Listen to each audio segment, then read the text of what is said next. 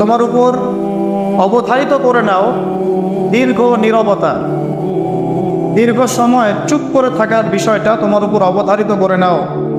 ফাইন্নাহু মাকবাদাতুন লিশ-শাইতান, কারণ এই কাজের মধ্য দিয়ে শয়তান বিতাড়িত হয়ে যায়। ওয়া আউনুল লাকা আলা আমরি দীনিক, দীর্ঘ সময় চুপ থাকলে তোমার দিনের প্রতিটা কাজ করার ব্যাপারে আল্লাহ তোমাকে সাহায্য করবেন, বা দীর্ঘ নীরবতার ব্যাপারটা দিনের প্রতিটা কাজ করার ক্ষেত্রে তোমাকে সহযোগিতা করবে।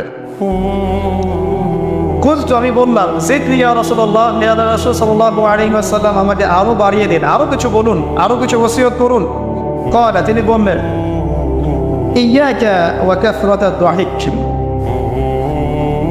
সাবধান থাকবে, বেশি বেশি হাসবে না। ফাইন্নাহু ইউমিতুল কানি, কারণ যারা অধিক পরিমাণে হাসাহাসি করে তাদের কলব মরে যায়, তাদের কলবের মৃত্যু ঘটে। ওয়ায়াযহাবু বিনূরি ওয়াজহি, এবং চেহারার মধ্যে নূর চলে যায়, চেহারায় কোনো জ্যোতি বা নূর থাকে না। কুলতু জিদনি ইয়া রাসূলুল্লাহ, ইয়া রাসূল সাল্লাল্লাহু আলাইহি ওয়াসাল্লাম আমাকে আরো বাড়িয়ে দিন, আরো কিছু ওসিয়ত করুন। ক্বালা, এবার তিনি বললেন সাল্লাল্লাহু আলাইহি ওয়াসাল্লাম কুলিল হাক্কা ওয়া ইন কানা মুররান, সর্বদা সত্য কথা বলবে, সত্যের উপর থাকবে যদিও এটা অন্যের কাছে তিক্ত হয়। সত্য কথা বলবে যদিও এটা তিক্ত শোনায়। কত জিদনি ইয়া রাসূলুল্লাহ, তিনি বলছেন আমি বললাম হে আল্লাহর রাসূল আরো বাড়িয়ে দিন আমাকে। ক্বালা, এবার নবীজি বললেন সাল্লাল্লাহু আলাইহি ওয়াসাল্লাম লা তাকাফ ফিল্লাহি লাউমাতা লাইম, আল্লাহর পথে কাজ করার ব্যাপারে বা আল্লাহর পথে চলার ক্ষেত্রে, আল্লাহর দ্বীন পালনের ক্ষেত্রে নিন্দুকের নিন্দার পরোয়া করবে না। আল্লাহর ব্যাপারে নিন্দুকের নিন্দার সমালোচনার পরোয়া করবে না। কুলতু জিদনি ইয়া রাসূলুল্লাহ, তিনি বললেন আমি বললাম যে আরো বাড়িয়ে দিন হে আল্লাহর রাসূল আমার জন্য। নবী করিম সাল্লাল্লাহু আলাইহি ওয়াসাল্লাম বললেন ক্বাল লিয়াহজুসকা আনিন নাস মা তা'লামু মিন নাফসিক, যখন মানুষের ব্যাপারে তোমার নেগেটিভ কোনো মন্তব্য করতে হয় বা কারো ব্যাপারে যদি নিন্দা করতে চাও, এরকম ইচ্ছা জাগে মনের মধ্যে, তাহলে আগে চিন্তা করবে যে এই দোষটা তোমার মধ্যে আছে কিনা। অর্থাৎ নিজের নফসের খেয়ালটা তুমি আগে বেশি নেবে অন্যের নিন্দা করার আগে। রাওয়াহুল বাইহাকি, হাদিসটা এসেছে বাইহাকি শরীফের মধ্যে ফি শুআবুল ঈমান, এবং মিশকাতুল মাসাবিহের মধ্যে এসেছে হাদিসটা 414 এবং 415 পৃষ্ঠায়। অত্যন্ত চমৎকার একটা হাদিস। আজকে আমরা ইনশাআল্লাহ আযজা ওয়া জাল এই হাদিসটার উপরে সামান্য কিছু কথা বলে আমাদের আলোচনা শেষ করবো ইনশাআল্লাহ তাআলা। আবু যর রাদিয়াল্লাহু আনহু একজন বিশিষ্ট সাহাবী, আপনারা জানেন, যার ব্যাপারে নবী করিম সাল্লাল্লাহু আলাইহি ওয়াসাল্লাম বলেছিলেন আবু যর তুমি খুব নরম মানুষ, তাই কখনো দায়িত্ব চেয়ে নিও না, কারণ তোমার উপরে যদি 2 জন মানুষের দায়িত্ব দেয়া হয় তোমাকে যেন ছুরিবিহীন জবাই করে দেয়া হবে। আবু যর রাদিয়াল্লাহু আনহু খুব আধ্যাত্মিক নরম মনের মানুষ ছিলেন। তিনি নবী সাল্লাল্লাহু আলাইহি ওয়াসাল্লামকে খাস করে বলছেন, এটা আমভাবে নয়, আমি যেমন আমভাবে সবার উদ্দেশ্যে কথাগুলো বলছি এভাবে আমভাবে নবীজি এই কথাটা তাকে বলেননি, বরং খাসভাবে বলেছেন, পার্সোনাল নাসিহাত, ইন্ডিভিজুয়ালি বলেছেন। তিনি বলছেন হে আল্লাহর রাসূল আমাকে কিছু নসিহত করো, কিছু ওসিয়ত করো। ওসিয়ত কি জিনিস? যেমন কেউ চলে যাওয়ার আগে ওসিয়ত করে, বাবা ইন্তেকাল করছে তার আগে ওসিয়ত করে, মাকে দেখিস, বোনদেরকে খোঁজ খবর রাখিস, সন্তানদের ব্যাপারে খোঁজ খবর রাখিস ইত্যাদি। তো ওসিয়ত করা মানে যে কথাগুলো আমরা অক্ষরে অক্ষরে পালন করতে চাই, প্রতিশ্রুতি ব্যক্ত করি, এরকম কথা কনভারসেশন। একটু চিন্তা করেন, নবী করিম সাল্লাল্লাহু আলাইহি ওয়াসাল্লাম যদি আপনাকে আমাকে খাস করে কোনো জায়গায় ডেকে নিয়ে কথাটা বলতেন কেমন হতো? মনে করেন নবী সাল্লাল্লাহু আলাইহি ওয়াসাল্লাম জীবিত আছেন বা আমরা তার সাক্ষাৎ পেয়েছি, আর আমরা কেউ একজন আমাদের মধ্যে গিয়ে থেকে বললেন ইয়া রাসূলুল্লাহ আমাদের কিছু নসিহত করেন, আমাকে খাস করে কিছু ওসিয়ত করেন, তখন এই ওসিয়তগুলো স্পেশাল হবে এবং আপনি আমি কখনোই চাইবো না জীবন চলে গেলেও এগুলোর কোনো একটা আমরা ছেড়ে দেই, তাই না? আবু যর রাদিয়াল্লাহু আনহু এই সুযোগটা নিয়েছেন। নবী সাল্লাল্লাহু আলাইহি ওয়াসাল্লাম বলছেন, প্রথম যে উসিকা বিতাকওয়াল্লাহ, আমি তোমাকে সর্বপ্রথম ওসিয়ত করছি তুমি আল্লাহকে ভয় করবে। তাকওয়া কি জিনিস? নবীজি বলছেন ফাইন্নাহু আযয়ানু লিয়ামলিকা কুল্লি, এই তাকওয়াটাই সমস্ত কাজের সৌন্দর্য বর্ধন করবে তোমার জীবনে। তুমি যত কাজ করবে প্রত্যেকটা কাজ যদি আল্লাহকে ভয় করে করো, প্রত্যেকটা কাজ তোমার জীবনে সৌন্দর্য বর্ধন করবে ইনশাআল্লাহ তাআলা। খুব সংক্ষিপ্ত আকারে বলতে পারি, আল্লাহ রাব্বুল আলামিনের তাওহীদের সাথে কাউকে শরীক না করা, এক কথায় আল্লাহর সাথে শিরক না করার নাম তাকওয়া। ঠিক আছে? আল্লাহ এক, আল্লাহ অদ্বিতীয়, তিনি মহাবিশ্বের স্রষ্টা, আমাদের স্রষ্টা, সৃষ্টিকর্তা, পালনকর্তা, রিজিক দাতা, জীবন মৃত্যুর মালিক, বিধান দাতা। এই প্রত্যেকটা কনসেপ্ট আল্লাহর জন্য খাস করার নাম হচ্ছে তাওহীদ। আর এখানে যদি আমরা কাউকে সমকক্ষ দাঁড় করে তাহলে শিরক হয়ে যাবে। এই শিরকটা তিনভাবে হয়ে থাকে। মানুষ চিন্তার ক্ষেত্রে শিরক করতে পারে। কেউ যদি মনে করে মহাবিশ্বের কোনো স্রষ্টা নাই তাহলে শিরক করবে। কেউ যদি মনে করে স্রষ্টা আরও একজন আছে বা একাধিক আছে তাহলে শিরক করবে। কেউ যদি মনে করে যে আল্লাহ ছাড়া কেউ ইবাদত পাওয়ার যোগ্য, আল্লাহ ছাড়া অন্য কাউকে সেজদা করা যায়, নাউজুবিল্লাহ, আল্লাহ ছাড়া কেউ প্রয়োজন পূরণ করতে পারে, কেউ সন্তান দিতে পারে, কেউ কল্যাণ করতে পারে, কেউ অকল্যাণ করতে পারে ইত্যাদি, বা আল্লাহ ছাড়া কেউ বিধান দেওয়ার মালিক, এরকম কনসেপ্ট যার মনের মধ্যে আছে, এটা হচ্ছে আকীদাগত শিরক বা চিন্তাগত শিরক। আমি কি বোঝাতে পারছি? 2 নাম্বার কাজের শিরক, যেমন কেউ যদি আল্লাহকে সিজদা না করে অন্য কাউকে সিজদা করে, কর্মগত শিরক করেছে। আল্লাহ পাকের হালালকে কেউ যদি হারাম করে নেয়, কর্মগত শিরক করেছে। আল্লাহ পাকের হারামকে কেউ হালাল করে নেয়, কর্মগত শিরক করেছে। আল্লাহর কাছে দোয়া না করে মৃত মানুষের কাছে দোয়া করে শিরক করেছে। এগুলো কাজ করতে গিয়ে শিরক করেছে। ইভেন আল্লাহর নামে কসম না করে অন্য কারো নামে কসম করলেও শিরক হয়ে যায়। অনেক সময় আমরা হাতের মধ্যে রশি পড়ি, পাথর পড়ি, অনেক কিছুই পড়ি, আমাদের বিশ্বাস হয় এগুলো আমাদের উপকার করতে পারবে, অপকার করতে পারবে, তাহলে শিরক হয়ে যাবে। সন্তান আল্লাহ দেন, যদি আমরা মনে করি যে মাজারে গিয়ে দোয়া করলেই সন্তান পাওয়া যাবে, শিরক হয়ে যাবে। আর শিরক এমন একটা পাপ, যে পাপটা আল্লাহ পাক তওবা ছাড়া মাফ করে না। মৃত্যুর আগে যদি তওবা করে মানুষ, ইনশাআল্লাহ আল্লাহ পাক মাফ করে দিবেন। যদি তওবা না করে মারা যায়, সম্ভাবনা বেশি এই ব্যক্তি জাহান্নামে যাবে, নাউজুবিল্লাহ। কারণ প্রত্যেক 1999 জন মানুষ জাহান্নামে যাবে যাদের আমলনামায় শিরকের পাপ থাকবে। আল্লাহ পাক সূরা নিসার মধ্যে বলেছেন, ইন্নাল্লাহা লা ইয়াগফিরু আন ইউশরাকা বিহি ওয়া ইয়াগফিরু মা দুনা যালিকা লিমান ইয়াশা। আল্লাহ পাক শিরকের গুনাহ ব্যতীত যে কোনো গুনাহ যাকে ইচ্ছা মাফ করতে পারেন, যে কোনো গুনাহ। আপনি জিনা করেছেন, সিজদা করেন, ফিরে আসেন, আল্লাহ মাফ করে দেবে ইনশাআল্লাহ। আপনি সুদ খেয়েছেন দীর্ঘদিন, সুদ থেকে ফিরে আসেন, দীর্ঘদিন মায়ের সাথে জিনা করেছেন সুদের মধ্য দিয়ে, তওবা করে ফিরে আসেন, আল্লাহ এখনই মাফ করে দেবে ইনশাআল্লাহ। আপনি খুন করেছেন মানুষকে, যদি আপনি চিন্তা করেন যে আমার এটা অপরাধ হয়েছে, এবং আপনি তওবা করে খালেসভাবে ফিরে আসেন, আল্লাহ মাফ করে দেবে ইনশাআল্লাহ। ব্যভিচার করেছেন, বিবাহিত হওয়ার পরেও জিনা করেছেন, এই ব্যক্তির কিন্তু পৃথিবীতে বাঁচার আসলে কোনো অধিকার নাই। তারপরেও যদি সে গোপনে তওবা করে ফিরে আসে রাতের অন্ধকারে, আল্লাহ চাইলে মাফ করে দেবেন ইনশাআল্লাহ। যে কোনো পাপ আল্লাহ পাক যাকে ইচ্ছা মাফ করতে পারেন, শিরক ছাড়া। শিরক যদি তওবা না করে মারা যায়, বেশিরভাগ সম্ভাবনা হচ্ছে সে জাহান্নামে যাবে। আরেকটা ডেঞ্জারাস বিষয় হচ্ছে, শিরক করে মারা গেলে কবরে মান রব্বুক উত্তর দিতে পারবে না। যারা মান রব্বুকে উত্তর দিতে পারবে, নিঃসন্দেহে তারা কখনো শিরক করে নাই, আল্লাহ পাকের তাওহীদের উপরে ছিল। আমরা শিরকের অনেক কিছু বুঝি ঠিকই, আধুনিক একটা শিরক বুঝি না। আধুনিক শিরক এটা যেমন আল্লাহ পাক যা নাজিল করেছেন, এখানে যে বিধানগুলো আছে, এইগুলোকে যদি কেউ ডিনাই করে বা এগুলোকে পাশ ফিরিয়ে অন্য কোনো বিধানকে বেটার মনে করে, আল্লাহর বিধানের চাইতে বেটার মনে করে বা সমকক্ষ মনে করে, এটাও শিরক। এটাও শিরক। আল্লাহ পাক কিছু হালাল করেছেন, আমরা যদি মনে করি এটা হারাম, তাহলে শিরক। এটাও শিরক। সূরা তাওবার 31 নম্বর একটা পড়ে দেখবেন ইনশাআল্লাহ তাআলা। যাই হোক, তাকওয়ার প্রথম স্টেজ হচ্ছে আমাদেরকে শিরক করা যাবে না, তাওহীদে থাকতে হবে ইনশাআল্লাহ তাআলা। 2 নম্বর, আল্লাহ পাকের যত আদেশ আছে এগুলোকে মেনে চলার নাম তাকওয়া। ফর এক্সাম্পল সালাত, সাওম, সাদাকা, হজ, উমরা, যাকাত, সত্য কথা বলা, পিতা মাতাকে ইত্যাদি যতগুলো আদেশ কোরআন এবং সুন্নাহর মধ্যে আছে এগুলোকে মেনে চলা তাকওয়ার পরিচয়। 3 নম্বর, আল্লাহ পাকের যত নিষেধ আছে এই সমস্ত নিষেধগুলোকে বর্জন করার নামও তাকওয়া। শুধু আদেশ মানলাম, নিষেধ বর্জন করলাম না, এটা আসলে প্রকৃত তাকওয়ার পরিচয় নয়।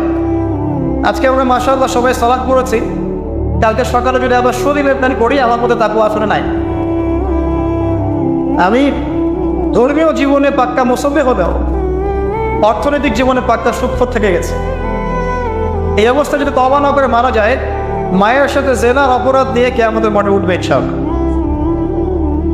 এটা আমার কথা না, নবী সাল্লাল্লাহু আলাইহি ওয়াসাল্লাম বলেছেন, সহিহ বুখারীর হাদিস, যে কোনো আলেমকে জিজ্ঞাসা করবেন, যে কোনো মাদ্রাসায় যাবেন, যে কোনো প্রকাশনের বুখারী শরীফ কেনেন না কেন, হাদিসটা পাবেন।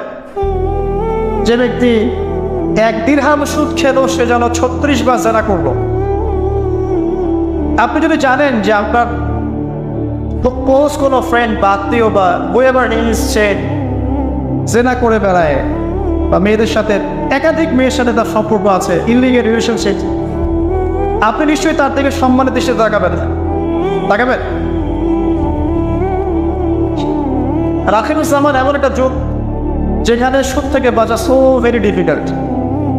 এখানে হাজারে খুব কম মানুষই সুদ থেকে বাঁচতে পারবে। যারা বেঁচে থাকবে তাদের গায়েও সুদের ছিটা ফোটা এসে লাগবেই লাগবে, কারণ পুরো বিশ্বের ইকোনমিক সিস্টেমটাই সুদ ভিত্তিক। এটা পরিপূর্ণরূপে ইসলামিক ধাঁচে সাজানো এখন সম্ভব বলে মনে হচ্ছে না। আমরা চেষ্টা করতে পারি। সবক কখন হবে? যখন শেকড় উপরে আসবে। আর শেকড় কখন উপরে হবে? যখন মালহাবা হবে। আর মালহাবা কখন হবে? যখন মদিনার গুরুত্ব কমে যাবে এবং জেরুজালেমের গুরুত্ব বেড়ে যাবে। আর যখন আল-মাহদি আসবেন, ঈসা ইবনে মারইয়াম আসবেন, তখন পৃথিবীতে ইনশাআল্লাহ আযজা ওয়া জাল ইসলাম ব্যতীত কিছুই বাকি থাকবে না। তখন ইনশাআল্লাহ তাআলা উপরের লেভেল থেকে সুদ বলতে কিছু থাকবে না ইনশাআল্লাহ। তবে এখন কি করবেন? ফাত্তাকুল্লাহা মাসতাতা'তুম। এখন এতটুকু করবেন, ফাত্তাকুল্লাহা মাসতাতা'তুম, তোমরা সাধ্যমতো আল্লাহকে ভয় করো। আপনার যতটুকু কুলায় এতটুকু আপনি দূরে থাকবেন। ভারতের পক্ষে চেষ্টা করবেন সুদ যেন আপনার গায়ে না লাগে। আল্লাহ পাক বোঝার তৌফিক দান করুক, আমিন। বলছিলাম আল্লাহ পাকের নিষেধগুলোকে বর্জন করার নাম তাকওয়া। নামাজ পড়ছি, রোজা রাখছি, যাকাত দিচ্ছি না, এদিকে সুদ খাচ্ছি, খারাপ রিলেশনশিপে আছি, বা পরকীয়ায় লিপ্ত আছি, বা মানুষের সম্পদের অধিকার দিচ্ছি না, ব্যবসা করছি। আর ব্যবসা যারা করি আমরা বেশিরভাগই মিথ্যা কথা বলি। আমরা ব্যবসা যারা করি ম্যাক্সিমাম মিথ্যা কথা বলি, মিথ্যা কসম করি। এবং আমাদের এই মিথ্যা কসম আর প্রতারণার কারণে জালেম শাসকের শাসন চাপিয়ে দেওয়া হয় আল্লাহর পক্ষ থেকে। এটা হাদিস এসেছে। যখন ব্যবসায়ীরা প্রতারণা করবে, মিথ্যা কসম করে পণ্য বিক্রি করবে এবং মাপে কম দেবে, সিন্ডিকেট করবে, তখন আল্লাহর পক্ষ থেকে 2টা আযাব আসে। এক, জালেম পরাশক্তিকে চাপিয়ে দেওয়া হয় যারা এদের উপর জুলুম করবে। 2, সমাজের মধ্যে দুর্ভিক্ষ নেমে আসে। এগুলো নবী সাল্লাল্লাহু আলাইহি ওয়াসাল্লামের কথা, বদলানোর কোনো সুযোগই নেই। আজও তার কালো এগুলো ফলে যাবে ইনশাআল্লাহ, তারা যদি না আমরা আমাদের জায়গা থেকে সরে আসি। তো যারা আমরা ব্যবসা করছি অনেকেই মিথ্যা কথা বলি ম্যাক্সিমাম, এবং মনে করি যে ব্যবসায় এগুলো মিথ্যা বলা জায়েজ, এটা ব্যবসার অংশ মনে করি আমরা। সৎ ব্যবসায়ী কিয়ামতের দিন নবীগণের সাথে থাকবেন। যারা সৎ ব্যবসায়ী তারা কিয়ামতের মাঠে নবীগণের সাথে হাসর করবেন। ছাঁচে খুঁজে পাবেন না, এখন খুব কম সৎ ব্যবসায়ী পাবেন। যাই হোক, যেটা বলছিলাম ভাই, প্রিয় ভাইয়েরা, যে শুধু আদেশ পানের নাম তাকওয়া নয়, নিষেধটা বর্জন করতে হবে। আমরা নামাজ রোজা হজ জাকাত সবই করছি মাশাআল্লাহ, ব্যবসায়িক জীবনে মাপে কম দিচ্ছি, ইকোনমিক লাইফে সুদ খাচ্ছি, আর পলিটিক্যাল লাইফ নিয়ে আমি কোনো কথা বলতে যাচ্ছি না। সেখানে কতটুকু আল্লাহ কতটুকু রাসূল আছে তো আল্লাহ ভালো জানেন, আল্লাহ বিচার করবেন। আমি মৌলিক কথাগুলো বলছি। দেখেন, ফ্যামিলিগত ব্যাপারে আপনারা দেখবেন বাহ্যিকভাবে ইসলামের লেবাস পোশাক আছে ঠিকই, বাট ভিতরে অরিজিনাল ইসলাম নাই। দেখবেন পরিবারে ম্যাক্সিমাম পরিবারে দেখবে পর্দা দেয়, নামাজের ব্যক্তির খুব অভাব। আর নামাজের চিন্তা হলে আপনাকে ফলোয়ার্স জামাতে আসতে হবে। নামাজে চিন্তা হলে আপনাকে ফজরের জামাতে আসতে হবে। এই মসজিদেই আজকে ফজরে আসবেন, দেখবেন এই যে মুসল্লি যারা বসে আছেন তাদের 50% নাই তিনটা সব। তো আমরা পার্সিয়ান ইসলাম ফলো করছি, কিছু মানছি কিছু মানছি না। আল্লাহ বলছেন এটা না, পরিপূর্ণরূপে ইসলামে প্রবেশ করো এবং এটার নাম তাকওয়া। ওসিকুম বিতাকওয়া আল্লাহ, আমি তোমাকে আল্লাহর তাকওয়া, আল্লাহকে ভয় করার ওসিয়ত করছে, খাস করে অনুরোধ করছে, ওসিয়ত করছে। আদেশ মানার নাম যেমন তাকওয়া, নিষেধ বর্জনের নাম তাকওয়া। শুধু আদেশ মানলেই হবে না, নিষেধগুলো বর্জন করার চেষ্টা করতে হবে। আমরা এই জায়গাটাতেই সমস্যায় ভুগছি। আদেশ আমরা অনেকেই পালন করতে পারি, আলহামদুলিল্লাহ, নামাজ পড়তে পারি, রোজা রাখতে পারি, অনেকে যাকাত দেই, মাশাআল্লাহ, সাদাকা করি, দান সাদাকা করি, ইসলামের প্রতি ভালোবাসা আছে, আল্লাহ এবং রাসূলকে মহব্বত করি, কিন্তু হারাম রিলেশনশিপ ছাড়তে পারছেন না। দেখবেন অ্যাফেয়ার ছাড়তে পারছেন না, ফ্রি মিক্সিং ছাড়তে পারছেন না, রিবা ছাড়তে পারছেন না, আপনার পরকীয়া ছাড়তে পারছেন না, অহেতুক এই যে নোংরা অপসংস্কৃতি ছাড়তে পারছেন না। খেয়াল করে দেখেন, স্মোকিং ছাড়তে পারছেন না, মাদকদ্রব্য সেবন ছাড়তে পারছেন না, বাট আপনি ইসলামকে ভালোবাসেন, আল্লাহকে ভালোবাসেন, রাসূলকে ভালোবাসেন। এইটাই মূল সমস্যা আমাদের এখানে। আবার আমি ফিল করি আল্লাহ পাক আমাদের সবাইকে আদেশ মানার সাথে সাথে নিষেধ বর্জন করার তৌফিক দান করুন। 4,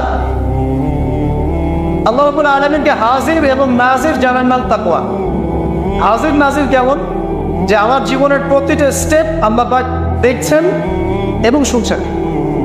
আল্লাহ পাক অবশ্যই আজিম থেকেই আমাকে দেখছেন, আমাকে শুনছেন প্রতিটা মুহূর্তে, এখন, আজ, কাল, আগামী, অতীত, বর্তমান, ভবিষ্যৎ, সবসময় আল্লাহ আমাকে দেখছেন, শুনছেন। প্রত্যেকটা মুহূর্তে এই কথা যার মাথায় থাকবে তার পাপ করার প্রবণতা কম হবে। ইনশাআল্লাহ পাপ করলেও সে তওবা করে আল্লাহর কাছে ফিরে আসবে ইনশাআল্লাহ। যদি তার দ্বারা কোনো পাপ হয়েও যায়, আপনি দেখবেন তাকওয়াই তাকে আবার ফিরিয়ে নিয়ে আসবে, সে আল্লাহর কাছে ফিরে আসবে ইনশাআল্লাহ। আল্লাহ পাকে হাজির এবং নাজির জানা।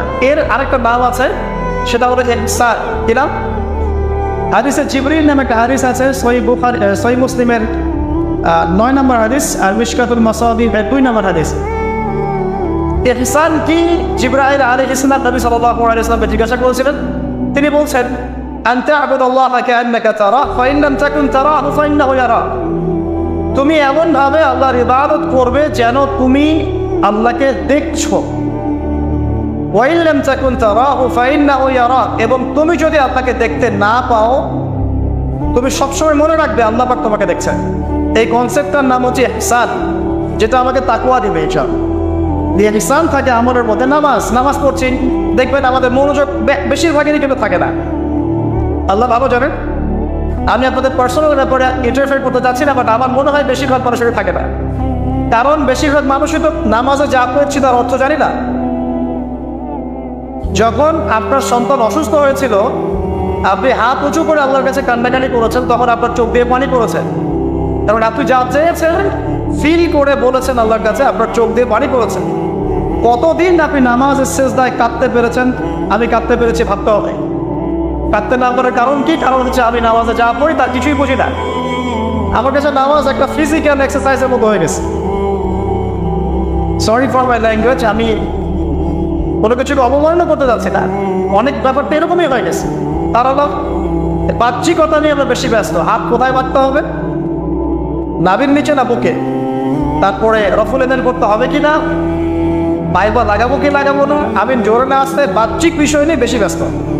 রুহানিয়াত, যেটা নামাজের ভিতরে রুহ বা আত্মা, ইহসান, মনোযোগ, আল্লাহর সাথে কতটুকু আমি কমিউনিকেট করতে পারলাম, মনের কথা কতটুকু আপনার কাছে ব্যক্ত করতে পারলাম, নামাজে আমি কতটুকু আপনাকে ফিল করতে পারলাম, এটা কিন্তু বেশি আলোচনা হয় না। অথচ কোনটা মৌলিক বিষয় বলেন দেখি? নামাজের এই মারেফতটা কি মূল না? আধ্যাত্মিকতাটাই মূল। আর বাহ্যিক বিষয়গুলো তো আল্লাহ পাক দেখছেন, নেকি দিবেন ইনশাআল্লাহ তাআলা। তো এই যে প্রাণহীন ইবাদত হচ্ছে, রোজা রাখছি, রোজার মর্ম বুঝতে পারছি না। হজ করে আসলো, হাজি সাহেব টাইটেল হলো ঠিকই, কিন্তু হজের মূল মর্ম ইব্রাহিমী চেতনা সে শিখে আসতে পারলো না। সাই করছে সাফা মারওয়া, সে ফিল করতে পারলো না এটা হাজরা আলাইহিস সালামের সুন্নাহ। এই যে আমরা কুরবানি করলাম, ম্যাক্সিমাম আমাদের মধ্যে ঠিক করতে পারি নাই এটা হচ্ছে ইব্রাহিম আলাইহিস সালামের সেই কুরবানি যেটা তিনি ছেলেকে করতে চেয়েছিলেন। এই চেতনাটা আসলো না। তো তো রসকসহীন ইবাদত কতটুকু কবুল হয়, প্রাণহীন ইবাদত কতটুকু উপরে পৌঁছে আল্লাহ ভালো জানেন।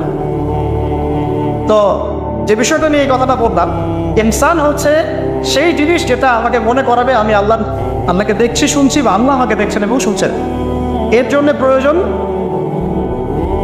প্রয়োজন আপনি ইবাদতে যা যা করছেন, যা যা বলছেন, এর অন্তত অর্থটুকু বোঝা।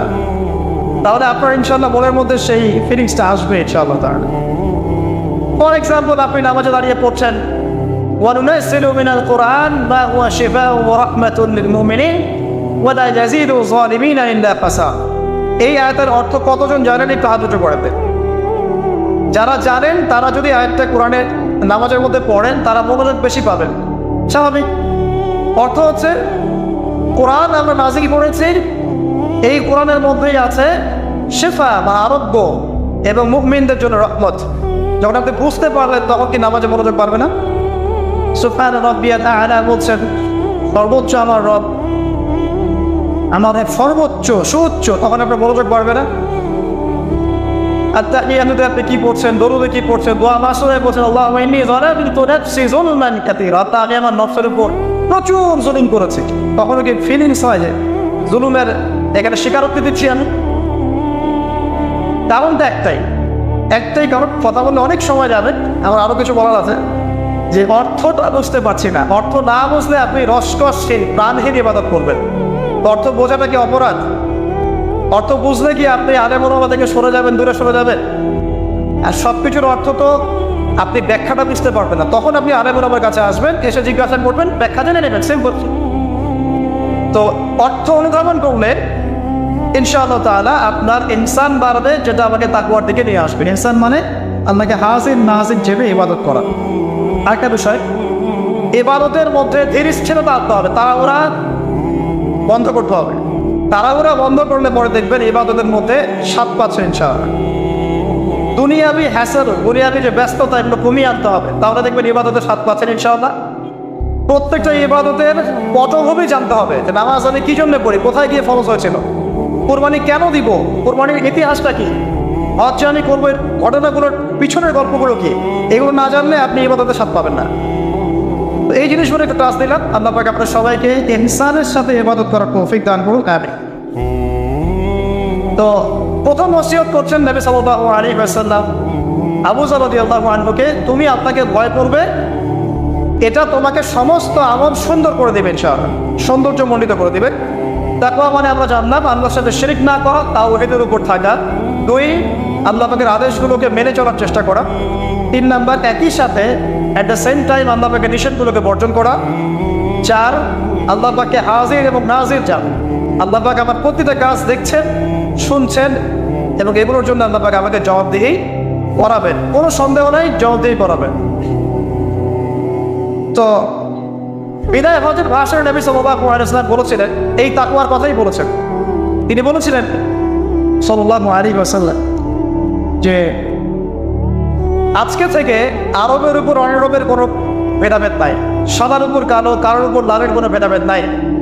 কুল্লুকুম মিন আদম, তোমরা সবাই আদম সন্তান, ওয়া আদামু মিন তুরাব, এবং আদম হচ্ছে মাটির সন্তান।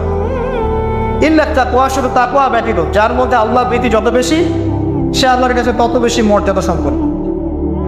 সূরা হুজুরাতেও সেম কথা আছে, 13 নম্বর আয়াতে আল্লাহ পাক বলেছেন, ইয়া আইয়ুহান নাস, হে মানব জাতি, ইন্না আকরামাকুম ইনদাল্লাহি আতকাকুম, হে মানব জাতি, তোমাদের মধ্যে আল্লাহর কাছে সবচেয়ে বেশি মর্যাদা সম্পন্ন সেই ব্যক্তি যে অধিক মুত্তাকি বা অধিক তাকওয়াওয়ালা। এবং এই তাকওয়ার পজিশনটা কোথায় সেটা নবী সাল্লাল্লাহু আলাইহি ওয়াসাল্লাম বলেছেন। এটা আমার টুপিতে নাই, আমার দাড়ি, আমার লেবাস, আমার পোশাক, আমার চলাফেরা, এসবের মধ্যে তাকওয়ার প্রকৃত পরিচয় নাই। নবী করিম সাল্লাল্লাহু আলাইহি ওয়াসাল্লাম বলেছেন, তাকওয়া হাহুনা, তাকওয়া হচ্ছে এখানে, এই বলে তিনি কলিজার থেকে 3 বার ইশারা করেছেন। অর্থাৎ তাকওয়ার মূল কেন্দ্র কোথায়? আপনার কলবে। আর কলব সংক্রান্ত একটা কথা কিন্তু হাদিসের মধ্যে আসবে একটু আগে, কিছু একটা কাজ করলে কলবটা মরে যাবে, সে কাজটা কি? আপনারা হাদিসে করতে পারছেন, সামনে যাচ্ছি চল। তো কলবের ব্যাপার তাকওয়া, তাতে কলবের যত্ন নেওয়া লাগবে।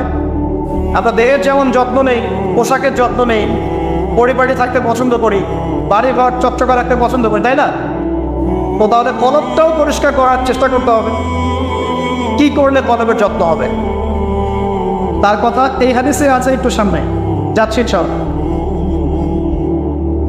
আমি ওই হাদিসের বাইরে কিছু কথা বলছি। কলবের যত্ন, বেশি বেশি মৌতের স্মরণ এবং পরকালের ফিকির কলবকে চিন্তা করবে ইনশাআল্লাহ। মনের মধ্যে কোনো প্রকার রিয়া অহংকার রাখা যাবে না, কলব জীবিত হবে ইনশাআল্লাহ। কারো প্রতি হিংসা বিদ্বেষ পোষণ করবেন না, কলব চিন্তা থাকবে ইনশাআল্লাহ। মানব সেবামূলক যে কাজগুলো আছে, ফর এক্সাম্পল এতিমের দেখাশোনা করা, বিধবাদের খোঁজখবর নেয়া, মিসকিনের পাশে দাঁড়ানো, এই কাজগুলো করলেও কলব জিন্দা হয়, কলবের মধ্যে নূর আসে, সাকিনা আসে। কলব পরিষ্কার না করে যতই দাড়ি টুপি পাগড়ি জুব্বা পড়ি না কেন, আদতে কোনো লাভ হবে না। আল্লামা তাকিস মানে হাফিজাহুল্লাহ তাসাউফ এবং তাসকিয়া বইটা পড়তে পারেন, এখানে ডিটেইলস এই বিষয়ে জানতে পারবেন ইনশাআল্লাহ। সামনে যাই। আবু যর রাদিয়াল্লাহু আনহু বলছেন যে কুলতু, আমি বললাম, জিদনি ইয়া রাসূলুল্লাহ, হে আল্লাহর রাসূল আমার জন্য আরো বাড়িয়ে দেন। তাকওয়ার বিষয়টা বুঝতে পেরেছে, আমার জন্য আরো বাড়িয়ে দেন, আরো কিছু ওসিয়ত করুন। নবী সাল্লাল্লাহু আলাইহি ওয়াসাল্লাম বলেন আলাইকা বিতিলাওয়াতিল কুরআন। দ্বিতীয় ওসিয়ত কি? আলাইকা কথার অর্থ হচ্ছে তোমার উপরে ওয়াজিব করে ফেলো, একেবারে তোমার উপরে শক্ত করে নাও। আলাইকা তোমার উপর শক্ত করে নাও, বিতিলাওয়াতিল কুরআন, কোরআনের তেলাওয়াত। তোমার উপরে কোরআনের তেলাওয়াতটাকে অবধারিত করে নাও, শক্ত করে নাও। ওয়া যিকরিল্লাহি আযজা ওয়া জাল্লা, এবং আল্লাহ পাকের জিকিরটাকে অবধারিত করে নাও। ফাইন্নাহু যিকরুন লাকা ফিস সামার, কারণ এই বিষয়টা আসমানে তোমাকে স্মরণের মাধ্যম হবে। ওয়া নূরুন লাকা ফিল আরদি, এবং পৃথিবীতে আল্লাহ পাক তোমাকে নূর দান করবেন। দ্বিতীয় ওসিয়তের মধ্যে দুটো জিনিস, একটা হচ্ছে কোরআন তেলাওয়াত, একটা হচ্ছে আল্লাহ জিকির। কোরআন তেলাওয়াত সম্পর্কে খুব সরল একটা কথা বলছি। কোরআনুল কারীম বিশুদ্ধ করে তেলাওয়াত শিখতে হবে, এক নম্বর বিষয়। যদি বিশুদ্ধ করে মদ মাখরাজ তাজবিদের সাথে না শেখেন, তাহলে সারা জীবন ভুল করে যাবেন আর কোরআনের অর্থ বিকৃত হয়ে যাবে। আপনার অজান্তেই এমন অর্থ চলে আসবে যা আপনি মোটেও কল্পনা করেননি এবং কামনাও করেন নাই। আপনি বলছেন ফর এক্সাম্পল যে আলহামদুলিল্লাহ রাব্বিল আলামিন, অর্থ সুন্দর, সমস্ত প্রশংসা আল্লাহর জন্য যিনি বিশ্বজাহানের প্রতিপাদক। একটা মদের কারণে আপনার পার্থক্য হলো, একবারটি বলে ফেলছি, যেভাবেই হোক, যত সময় লাগুক, যে বয়সেই থাকেন, বিশুদ্ধ করে কোরআন তেলাওয়াত না শিখে মৃত্যুবরণ করবেন না, ওয়াদা করেন। যে বয়সেই হন, যেখানেই পড়েন, যে প্রফেশনেই থাকেন, যত গরিবই হন, যত বড়লোকই হন, যাই হন, whoever you are, কোরআন তেলাওয়াত বিশুদ্ধ করে না শিখে কবরে যাবেন না, ওয়াদা করেন। আর সারা জীবনে যা করেছেন, যত কিছু শিখেছেন, আপনার সায়েন্স, আপনার আর্টস, আপনার commerce, medical science, engineering, BCS cadre, যা কিছু করেছেন, সব কিছু বৃথা হয়ে যাবে যদি পরকালে আপনি কুলসিরাত পার হতে না পারেন। আর আল কুরআনুল হুজ্জাতুন লাকা ওয়া আলাইক, কোরআন হয় তোমার পক্ষে দলিল হবে, না হলে বিপক্ষে। যারা কোরআন বিশুদ্ধ করে তিলাওয়াতও করতে শিখছে না, কোরআন কি তার পক্ষে দলিল হবে বলে মনে হয়? আল্লাহ পাক আমাদের সবাইকে তৌফিক দান করুন, আমিন। তেলাওয়াতটা অ্যাটলিস্ট তেলাওয়াতটা শেখেন। অর্থ বোঝেন আর নাই বোঝেন, আমি আবারও স্পষ্ট করেই বলছি, স্পষ্ট করে বলার পরে কিছু মানুষের কেন জানি চুলকানি থামে না, আমি জানি না, তবে এটা নিয়ে আমার মাথা ব্যথা নাই। আমি স্পষ্ট করে আবারও বলছি, কোরআন বিশুদ্ধ করে তেলাওয়াত করলে প্রত্যেক হরফে 10 নেকি পাবেন। কোরআন আপনার পক্ষে সুপারিশ করবে ইনশাআল্লাহ, আল্লাহ আপনাকে নূর দিবেন, ঠিক আছে? এবং কোরআনের সুপারিশ কবুল করা হবে, আল্লাহ পাক আপনাকে জান্নাত দিবেন ইনশাআল্লাহ। এবং আলিফ লাম মিম পড়লে 30 নেকি হয়ে যায়, 3 নেকি বা 10 নেকি না, আলিফ লাম মিম পড়লে 3টা হরফে 30 নেকি হয়ে যায়। বিশুদ্ধ করে কোরআন তেলাওয়াত করলে, অর্থ বোঝেন বা না বোঝেন, আপনি প্রত্যেক হরফে 10 নেকি। কিন্তু কোরআনের অর্থ অনুধাবন না করলে, কোরআনের অর্থ বুঝতে না পারলে, আপনি কোরআনকে বাস্তবে প্রয়োগ করতে পারবেন না। আর কোরআনকে বাস্তবে প্রয়োগ করতে না পারলে আপনি কোরআনের মৌলিক হকটা আদায় করতে পারবেন না, সিম্পল। তাই অর্থ না বুঝে যদি সারা জীবন কোরআন তেলাওয়াত করে যাই, কোরআন তেলাওয়াতের নেকি হবে ঠিকই, প্রত্যেক হরফে 10 নেকি হবে ঠিকই, কোরআন আপনার পক্ষে সুপারিশও করতে পারে, বাট কোরআনের প্রকৃত হকটা দুনিয়াতে আদায় হয়নি।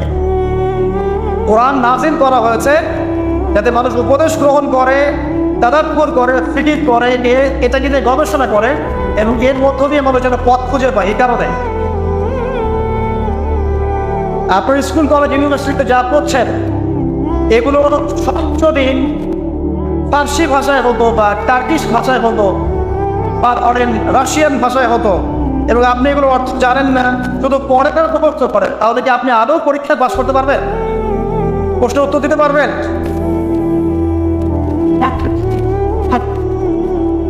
অর্থ জানার জন্য কি করতে হবে?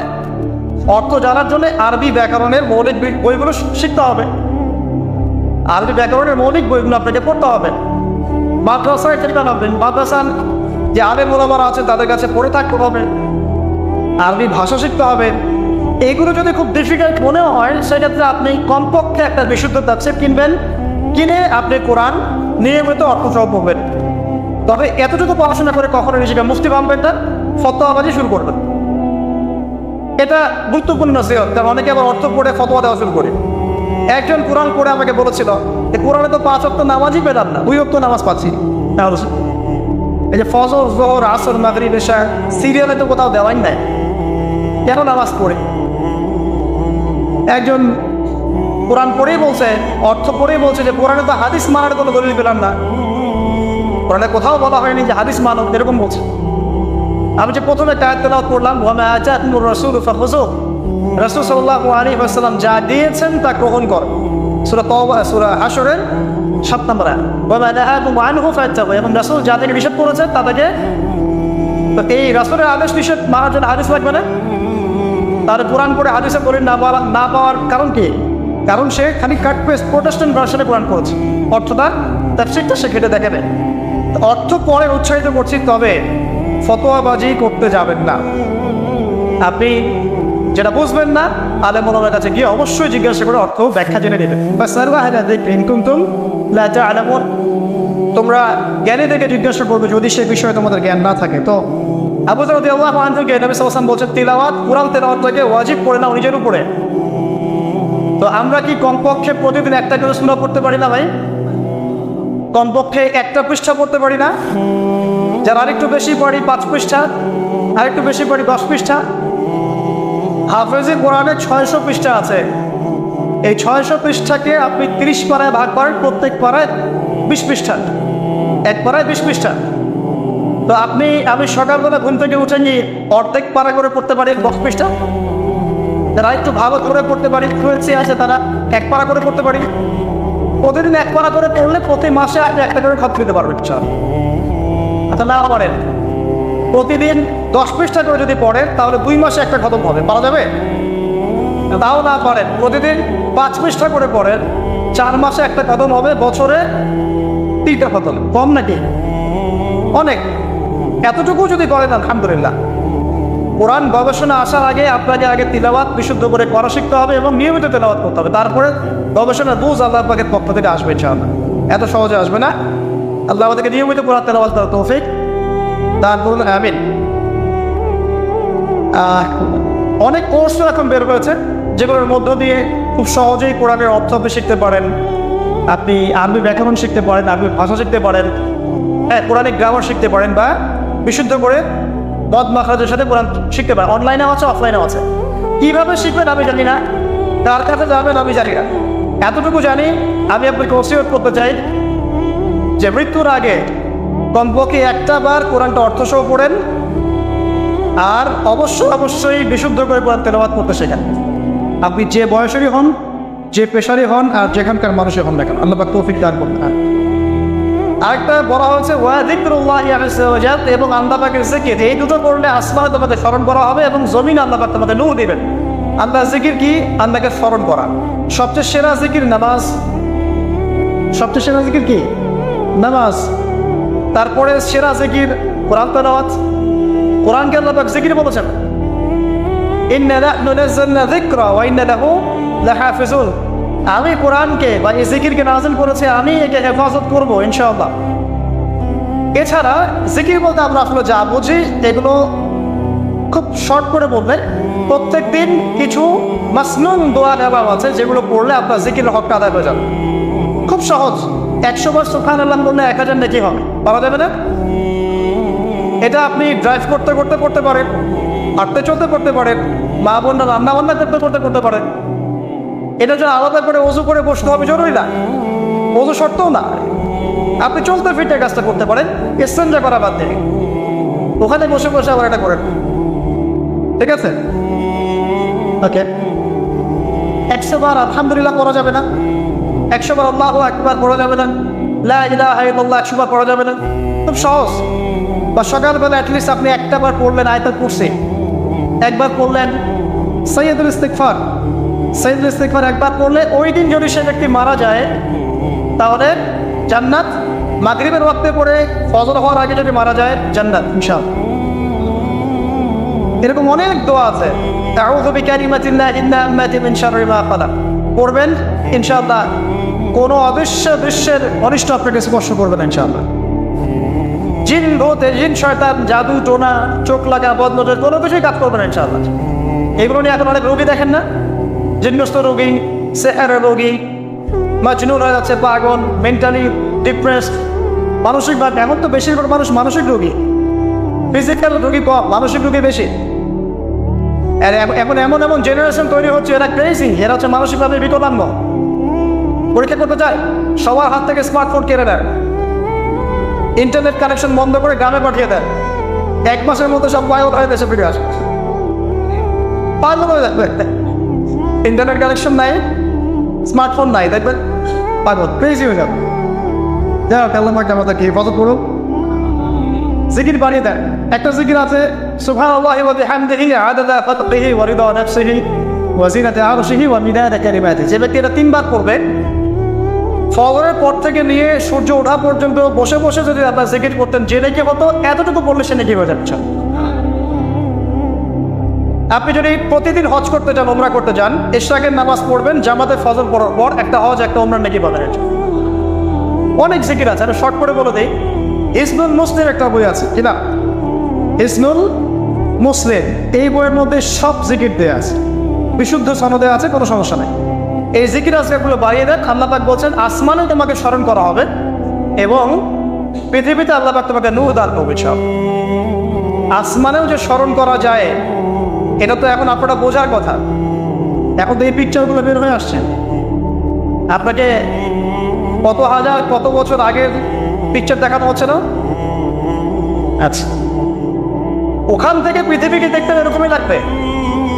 ওখানে গিয়ে যদি দেখা যায় ওখানে কোনো রশ্মি ধরা পড়েছে, ওরাও পৃথিবীর এত হাজার বছর আগের অতীত দেখবে।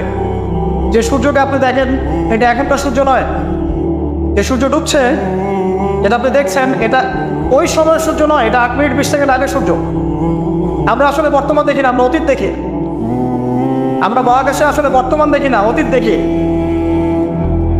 এই পুরো জিনিসটা, এই যে বিজ্ঞানের জয়টা বলা হচ্ছে না, এটা নিয়ে ইনশাআল্লাহ আমি একটা লেকচার দিব ইনশাআল্লাহ তাআলা, ভেরি রিসেন্টলি ইনশাআল্লাহ। এখানে অন্য একটা মেসেজ আছে। এই পুরো বিষয়টা আপনাকে আরো কিছু বিষয় বোঝাচ্ছে। তার মধ্যে প্রথমটা কি জানেন?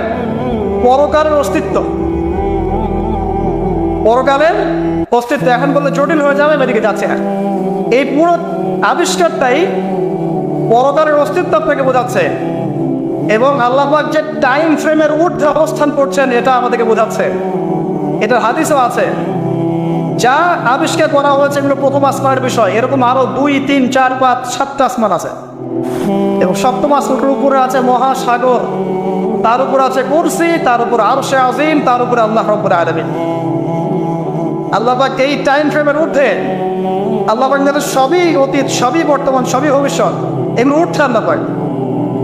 অতীত, বর্তমান, ভবিষ্যৎ আল্লাহ পাককে গ্রাস করতে পারে না। আল্লাহ পাক এগুলো ঊর্ধ্বে আছেন। অনেক ব্যাপার আছে, ইনশাআল্লাহ এটা নিয়ে আমি পরে কথা বলবো, আজকে না। তো যাই হোক, আসমানে আপনাকে স্মরণ করা হবে, তার মানে আসমানেও আল্লাহ পাকের সৃষ্টি আছে যারা আপনাকে স্মরণ করবেন। আল্লাহ পাক আপনাকে স্মরণ করবেন ইনশাআল্লাহ। এবং পৃথিবীতে আপনাকে নূর দেওয়া হবে। নূর মানে কি? আলো। আলো কখন লাগে? যখন অন্ধকার দূর করতে হয়। এই তো অন্ধকার দূর করতে আলো লাগে। পৃথিবীতে অন্ধকার আছে? এখানে অন্ধকার বলতে কি বোঝানো হয়েছে? রাতের অন্ধকার? জাহেলিয়াতের অন্ধকার। কিসের অন্ধকার? চারিদিকে জাহেলিয়াত নাই, ঘুষ দেনা ব্যভিচার জাহেলিয়াত দিয়ে ভর্তি না? এই জাহেলিয়াত দূর করতে হলে আমরা টর্চ লাইট লাগবে, নূর লাগবে। সেই নূর আল্লাহ পাক আপনাকে দিবেন যদি আমি কোরআন তেলাওয়াত করি এবং আপনার জিকির বাড়িয়ে দিই। আল্লাহ পাক আমাদেরকে সবাইকে নূর দান করুন, আমিন। এরপরের ওসিয়ত ছিল, শর্ট করে নিচ্ছি। তিনি বলেন, কুলতু ইয়া রাসূলুল্লাহ জিদনি, আমাকে আরো বাড়িয়ে দিন হে আল্লাহর নবী। তিনি বলছেন, খুব ইম্পর্টেন্ট কথা, আলাইকা বিতুলিস সামতি, দীর্ঘ সময় নীরবতা অবলম্বন করার ব্যাপারে আমি তোমাকে ওসিয়ত করছি, এটা তোমার উপরে ওয়াজিব করে না। দীর্ঘ সময় চুপ করে থাকাটা মারেফতের পরিচয়। যখন আপনি চুপচাপ থাকবেন, খুব বেশি কথা বলবেন না, বেশি অপ্রয়োজনীয় কথা বলবেন না, প্রয়োজনীয় কথা বলবেন, আল্লাহর পক্ষ থেকে আপনার কলমের উপরে ইলম আসবে, ইলমে লাদুনি আল্লাহর পক্ষ থেকে আসবে ইনশাআল্লাহ। দেখবেন ঠান্ডা মাথায় চিন্তা করলে সুন্দর গোছানো চিন্তা করা যায় না, এলোমেলো হবে না চিন্তা উন্নত হবে। এবং যদি আমরা বেশি ব্যস্ত থাকি, বেশি কথা বলি, তখন কিন্তু চিন্তাগুলো এলোমেলো হয়ে যায়। এটা বলা হচ্ছে প্রয়োজনীয় বিষয়গুলোর ক্ষেত্রেও কথার ক্ষেত্রে সতর্কতা অবলম্বন করে। তাহলে অপ্রয়োজনীয় যে কথাগুলো আছে, যে গীবত, পরনিন্দা, পরচর্চা, অহেতুক মিউজিক শোনা বা অহেতুক কাব্যচর্চা, অহেতুক উপন্যাস, এগুলোর কি মূল্য আছে? তাহলে যখন প্রয়োজনীয় ক্ষেত্রে আল্লাহ পাক বলছেন আলাইকা বিতুলিস সামতি, তোমার উপরে দীর্ঘ নীরবতাকে ওয়াজিব করে নাও, তাহলে অপ্রয়োজনীয় গান, গল্প, আড্ডাবাজি, এই যে আমরা চায়ের দোকানে করছি, ক্যারাম খেলতে খেলতে করছি, লুডু খেলতে খেলতে করছি, অহেতুক আড্ডাবাজি করছি, ফ্রেন্ড সার্কেল একত্রিত হলে অনেক অহেতুক গল্প হয়ে যায়। এবং বেশিরভাগ গল্পের ক্ষেত্রে হয় গীবত বা রিয়া বা আত্মপ্রদর্শন, তাই না, বা সমালোচনা। আর বাই দ্য ওয়ে, জাতি হিসেবে আমরা খুব বাচাল জাতি আছি। আমরা কাজের চেয়ে কথা বলতে বেশি পছন্দ করি, আমরা কাজের চাইতে কথা বলতে বেশি পছন্দ করি, কিন্তু যারা উন্নত সভ্যতা তারা কথা কম বলে, কাজ বেশি করে। আমরা কাজের চেয়ে কথা বেশি বলতে পছন্দ করি, এবং কাজ যদি কোনো একটা করে ফেলি, যদি কাজ হয় 5 ডিগ্রি, আমরা কথা বলতে শুরু করি 100 ডিগ্রি। আপনারা আমাদের এরকম, তো আমাদের এই জাতিগত পরিবর্তন আনতে হবে। কথা কম বলি আমরা, আল্লাহ পাক কাজ বেশি করার তৌফিক দান করুন। যেন কথা যখন বলবো সেটা যেন প্রয়োজনীয় কথা হয়। আর যদি কোনো অপ্রয়োজনীয় কথা হয়েও যায় কোনো জায়গায়, একটা দোয়া পড়ে উঠবেন, ইনশাআল্লাহ কাফারা হয়ে যাবে। এটা বেশি জরুরি না? এটা বেশি জরুরি।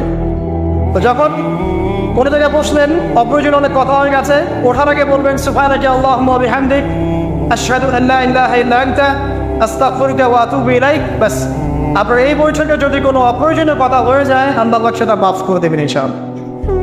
এটা মা বোনদেরকে শেখাবেন, কারণ তাদের এটা বেশি প্রয়োজন। যাই হোক, এরপরে আসেন, তারপরে তিনি বলছেন জিদনি ইয়া রাসূলুল্লাহ, আমাকে আরও কিছু ওসিয়ত করুন। তিনি বলছেন ওয়া ইয়াকা কাসরাতিদ দাহিক, খুব ইম্পর্টেন্ট, তোমার উপরে এটা অবধারিত করো যে তুমি বেশি হাসবে না, বেশি বেশি হাসবে না। সূরা তওবার মধ্যে একটা আয়াত আছে যে তারা বেশি বেশি হেসে নিক, অচিরে তারা এমন অনেক বেশি কান্নাকাটি শুরু করবে। তারা হেসে নিক, অচিরেই তারা অনেক বেশি কান্নাকাটি শুরু করবে। নবী সাল্লাল্লাহু আলাইহি ওয়াসাল্লাম হাদিসে বলেছিলেন, তোমরা যদি জানতে আমি যা জানি, আল্লাহর পক্ষ থেকে আমি যা জানি, তোমরা যদি তা জানতে, তাহলে তোমরা একটা মাঠে একত্রিত হয়ে যেতে, স্ত্রী সহবাসও ছেড়ে দিতে, স্ত্রীকে ছেড়ে দিয়ে একটা মাঠে একত্রিত হয়ে যেতে এবং সিজদায় পড়ে কান্নাকাটি শুরু করতে। তোমরা যদি জানতে আমি যা জানি, তোমরা সেটা জানো না। তো বেশি হাসাটার কুফল কি? নবী সাল্লাল্লাহু আলাইহি ওয়াসাল্লাম বলছেন ফাইন্নাহু ইউমিতুল কলব। এটা ওই যে কলবের কথা বললাম, কলবের যত্ন নিতে হবে, কলবকে মেরে ফেলবে। বেশি বেশি হাসলে কলবকে মেরে ফেলবে। আবার এখন দেখি কিছু ব্যায়ামের অ্যাসোসিয়েশন বের হয়েছে, এরা সবাইকে হাসায় হো হো করে, এরা সবাইকে হো হো করে হাসায়, বলে জোরে জোরে হাসলে হার্টের অসুখ নাকি কম হয়। আর আল্লাহ রাসূল বলছেন যারা বেশি বেশি হাসে এদের কলব মরে যায়। নবীজি কেমন করে হাসতেন? নবী সাল্লাল্লাহু আলাইহি ওয়াসাল্লাম মুচকি হাসতেন। তিনি হাসতেন, এমনকি বলা হচ্ছে হাদিসে নিজের দিনী ভাইয়ের সাথে, মুসলিম ভাইয়ের সাথে হাসি মুখে সাক্ষাৎ করলে নেকি হয়, আমল নামে নেকি লেখা হয়।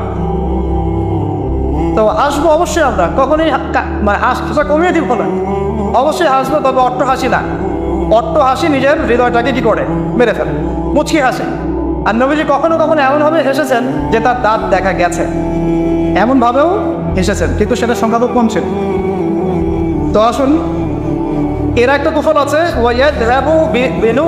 এবং এই অট্ট হাসি বেশি বেশি দেওয়ার ফলে চেহারার যে নূর, মুত্তাকি মানুষ যারা, নামাজি মানুষ যারা কোরআনের সাথে সম্পর্ক রাখে, দেখবেন চেহারা একটা নূর থাকে, একটা আলো থাকে, আল্লাহর পক্ষ থেকে একটা নূর থাকে। একটা রব থাকে, একটা প্রভাব থাকে। রব মানে প্রভাব। তো বেশি বেশি জোরে হাসলে চেহারার নূর কমে যায়।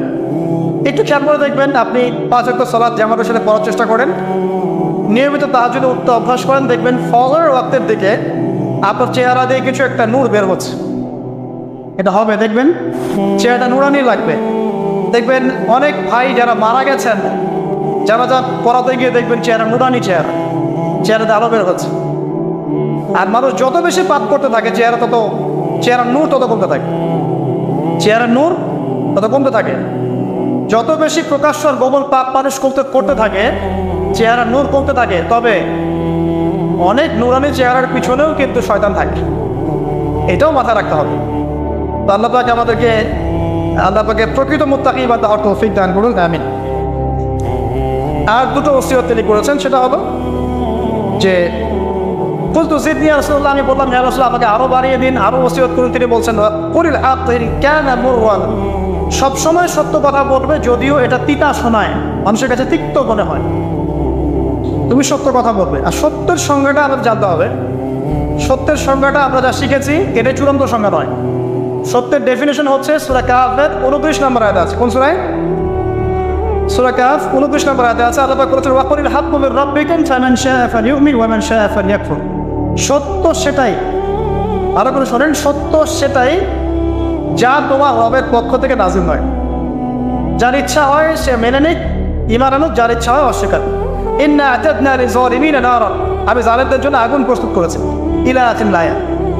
তো এখানে আল্লাহ সত্যের ডেফিনেশন দিয়েছেন, দ্য ডেফিনেশন অফ ট্রুথ। সত্যের ডেফিনেশন কি? আল্লাহর পক্ষ থেকে যা নাজিল হবে সেটাই সত্য। আল্লাহর পক্ষ থেকে তাওরাত নাজিল হয়েছে, ঠিক আছে, জাবুর নাজিল হয়েছে, ইনজিল নাজিল হয়েছে, সুহফ ইব্রাহিম মুসা নাজিল হয়েছে, কোরআন নাজিল হয়েছে।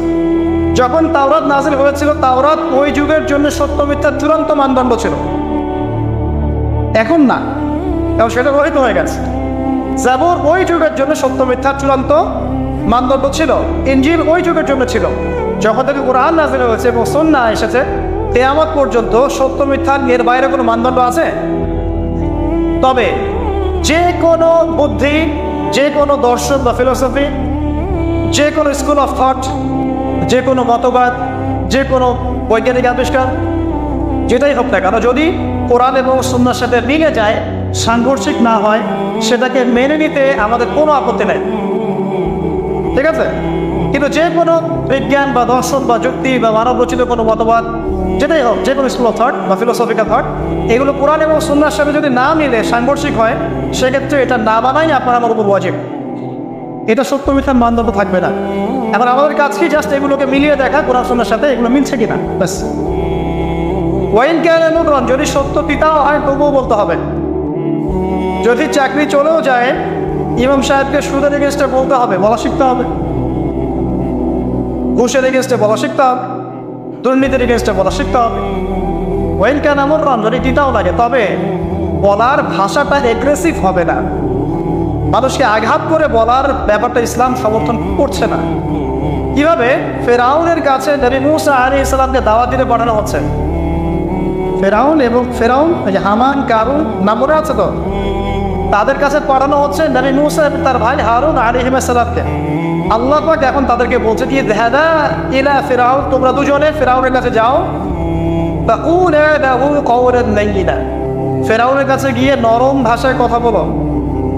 লাআল্লাহু ইয়াতাযাক্কারু আও ইয়াখশা, হতে পারে সে উপদেশ গ্রহণ করবে এবং আমাকে ভয় করবে।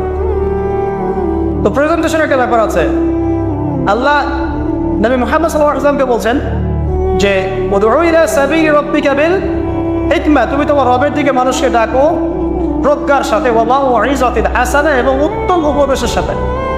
রুড ভাবে না, এগ্রেসিভলি না, আর চরম পন্থার প্রয়োগ করে নয়, এমনভাবে যাতে করে সত্যটা উপস্থাপিত হয় এবং আপনার ভাষা উপস্থাপনা, এক্সপ্রেশন এবং অ্যাটিটিউডটা এগ্রেসিভ মনে না হয়, ঠিক আছে। এই বিষয়টা খেয়াল রাখা উচিত আমাদের। আমরা যারা ওয়াইজ বা বক্তা বা খতিব বা দায়ী আছি, মানুষকে আঘাত করে কথা বলে আসলে ফায়দা খুব একটা হয় না।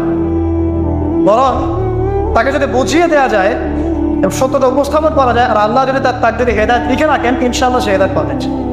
আর যদি নাও পায়, আপনার দায়িত্ব শেষ, ফাযাক্কির ইন্নামা আনতা মুযাক্কির, আপনি উপদেশ দিন, আপনি শুধু উপদেশদাতা। লাস্তা আলাইহিম বিমুসাইতির, আপনি কারো প্রতি দারোগা নন। ফাযাক্কির ইন নাফআতি যিকরা, আপনি উপদেশ দিন যদি উপদেশ কাজে আসে। সায়াযাক্কারু মান ইয়াখশা, যারা তাকে ভয় করে তারা শীঘ্রই উপদেশ গ্রহণ করবে ইনশাআল্লাহ। আল্লাহ পাক আমাদের সবাইকে প্রকৃত দায়ী হওয়ার তৌফিক দান করুন, আমিন। একজনের কথা বলে আমি সামনে যাচ্ছি, মুসআব বিন উমাইর রাদিয়াল্লাহু আনহু, ইসলামের ইতিহাসের প্রথম দায়ী, যাকে নবী সাল্লাল্লাহু আলাইহি ওয়াসাল্লাম মক্কা থেকে মদিনায় পাঠিয়েছিলেন, যিনি বিলাসী জীবন যাপন করতেন জাহিলি যুগে। তার এত দামি পারফিউম ছিল, আতর ছিল, খুশবু ছিল, যে মক্কায় কারো কাছে নাই। বুঝতে পারছেন? ইসলাম কবুল করার পরে তার অবস্থা এমন হয়েছিল যে তার একাধিক পোশাকও নাই যেটা চেঞ্জ করে নামাজ পড়বেন। উহুদের যুদ্ধে তিনি শহীদ হয়েছেন এবং তাকে দাফন করার জন্য কাফনের কাপড় পাওয়া যায়নি। তাকে ঘাস দিয়ে, সিন নামক ঘাস দিয়ে দাফন করা হচ্ছে। এই হলো আপনার দুনিয়ার শেষ পর্যন্ত, কিন্তু পরকালে তিনি এখন জান্নাতুল ফিরদাউসে আছেন ইনশাআল্লাহ। এখানে আপনি সাফল্যও বুঝতে পারছেন। তো মুসআব বিন উমাইর রাদিয়াল্লাহু আনহু যখন মদিনায় গিয়ে দাওয়াত দিচ্ছেন, তখন সাদ বিন মুআজ নামে একজন সাহাবী ছিলেন, যিনি আওস গোত্রের নেতা। তিনি দাওয়াতি কাজ করছেন, কিন্তু সাদ বিন মুআজ তার কাছে এটা পছন্দ হচ্ছে না। তিনি এসে খুব কড়া ভাষায় বললেন যে মদিনা থেকে এই দাওয়াতি কাজ যদি বের না করো, তাহলে তোমার আমার মাঝখানে যে আত্মীয়তার সম্পর্ক আছে এটাও থাকবে না, মানে তোমাকে আমি হত্যা করো। মানে তিনি ইসলামটা পছন্দ করছেন না। তিনি বলছেন এখান থেকে বেরো, এই দাওয়াতি কাজ এখান থেকে বন্ধ করো, মদিনা থেকে বের হও। তখন মুসআব বিন উমাইর কি করছেন শোনেন, তিনি বলছেন তিনি কোনো রকম এগ্রেসিভ কথা বললেন না। আমরা হয়তো কি করতাম, আমরা হয়তো কিন্তু এগ্রেসিভ কথা বলতাম। আমাদের ইস্যু না থাকলেও যে পরিমাণে এগ্রেসিভ কথা আমরা বলি, ইস্যু খুঁজে খুঁজে বের করে একজনের মানহানি করার জন্য, আন্ডারস্টিমেট করার জন্যে, মানুষের চোখে তাকে আন্ডারস্টিমেট করার জন্য, কত কি না ইস্যু না থাকলেও। আর এখানে তো ইস্যু জাদুল্যমান, তাকে এসে পড়া ভাষায় বলছে বের হয় এটাতে, এই মসজিদ থেকে বের হয়, দাওয়াতি কাজ করা যাবে। তিনি বলছেন আচ্ছা পড়বো ফাতাস না, আপনি কি একটু বসবেন, একটু শুনবেন। ওয়াইন রাদিতা বিহি ক্বাবিলত, আমি যে দাওয়াতটা দিচ্ছি এটা যদি আপনার পছন্দ হয় তাহলে আপনি কবুল করবেন। ওয়াইন কারিহতা, যদি আপনি এটা অপছন্দ করেন, আযাল্না আনকা মা তাক, তাহলে আপনি যেটা অপছন্দ করছেন এটা আপনাকে থেকে নিয়ে চলে যাবেন। কত ডিপ্লোম্যাটিক অ্যান্সার, যে আমি যে দাওয়াতটা দিচ্ছি এই দাওয়াতটা যদি আপনার পছন্দ হয় আপনি কবুল করেন, যদি না হয় তাহলে আমি এটা থেকে চলে যাবেন। এবার তিনি বসলেন, তাওহীদের কথা শোনালেন, লা ইলাহা ইল্লাল্লাহ দাওয়াত দিলেন, ইসলামের সব বেসিক জিনিসগুলো বোঝালেন। সাদ বিন মুআজ রাদিয়াল্লাহু আনহু ইমিডিয়েটলি ইসলাম কবুল করলেন এবং তার মধ্য দিয়ে 80টা পরিবার ইসলাম কবুল করলেন। এই হচ্ছে দায়ীর ক্যারেক্টার হওয়া উচিত। আল্লাহ পাক আমাদেরকে তার মতো দায়ী হওয়ার তৌফিক দান করুন, আমিন। তো যেটা বলছিলাম যে সত্য উপস্থাপন করতে হবে, তবে মাউইজাতুল হাসানা, হিকমার সাথে, প্রজ্ঞার সাথে এবং যুগোপযোগীভাবে কোরআন সুন্নাহকে হাতে নিয়ে ওয়ার্ল্ডকে ডিল করার মতো জ্ঞান থাকতে হবে। সর্বশেষ নবী সাল্লাল্লাহু আলাইহি ওয়াসাল্লাম যে ওসিয়ত করছেন সেটা হলো, তিনি বলছেন লা তাখাফ ফিল্লাহি লাওমাতা লাইম, ইয়া আবু যার, আল্লাহর পথে চলার ক্ষেত্রে নিন্দুকের নিন্দার কোনো পরোয়া করবে না। আল্লাহর পথে যখন তুমি চলতে শুরু করবে, কোন চলা, প্রকৃত চলার কথা বলছি, কথিত চলার কথা বলছি না। আমরা কিন্তু ম্যাক্সিমাম কথিত চলি, আর প্রকৃত চলার কথা বলছি। মানে ইসলামের বেসিক প্রতিটা বিষয় আপনি মেনে চলেন, এটা প্রকৃত চলা। এবং নিষেধ, বেসিক নিষেধ সব ছেড়ে দেয়, এর না প্রকৃত চলা। আর কথিত কি, বাইন মুযাবযাবিনা বাইনাহুম, মানে এদিকেও আছে এদিকেও আছে, মানে যখন যেদিকে বাতাস সেদিকে ফ্লো আর কি, ঠিক আছে। পাবলিক দেখলো, একটা ফতোয়া দিলাম, পাবলিক চেতে গেল, ফতোয়া চেঞ্জ করে দিল, মুযাবযাবিনা বাইনাহুম। তো প্রকৃত চলা, যখন তুমি প্রকৃত রূপে আল্লাহর পথে চলবে, তখন মানুষ তোমার নিন্দা করবে, সমালোচনা করবেই।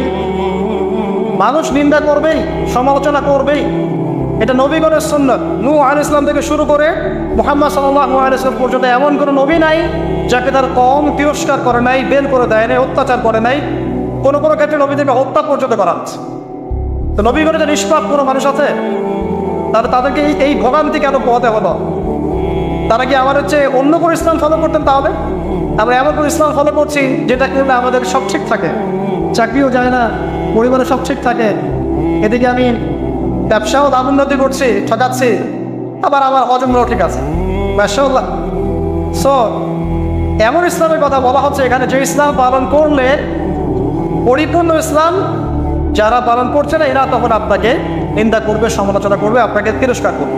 এটা শুরু হবে আপনার পরিবার থেকে। আপনি টোটাল ইসলাম ফলো করার চেষ্টা করেন, আপনার পরিবার থেকে বাধা শুরু হবে ফার্স্ট অফ অল এখান থেকে। তারপরে সমাজ মেনে নিবে না, তারপরে দেখা যাবে ধর্ম নেতারা মেনে নিবে না। প্রচলিত একটা সিস্টেম চলছে, আপনি এসে একটা নতুন কিছু বলছেন, তখন এরা মেনে নিবে না, যে নতুন বিষয়টা অবশ্যই কোরআন সুন্নাহর সাথে মিল আছে। তারপরে সর্বোচ্চ লেভেল ফেরাউন নমরুদ, এটা পরে, ওটা সবার আগে আসবে। তবে নবী তো বলছেন সাল্লাল্লাহু আলাইহি ওয়াসাল্লাম, লা তাখাফা বিল্লাহি লাওমাতা লাইম, কোন নিন্দুকের নিন্দা বা সমালোচনার পরোয়া করবে না। মনে রাখবেন, যারা বীর তাদের গায়ে আঘাতের চিহ্ন থাকে, যারা কাপুরুষ এদের গায়ে কখনো আঘাতের চিহ্ন থাকে না। আর যারা ইসলাম ফলো করেও খুব পুত পবিত্র থাকতে চায়, ডানেও যাবো না বামেও যাবো না, এভাবেই সব চলবে, তাদের ইমান, ইসলাম এবং ইহসান নিয়ে নতুন করে ভাবার সময় এসেছে এখন।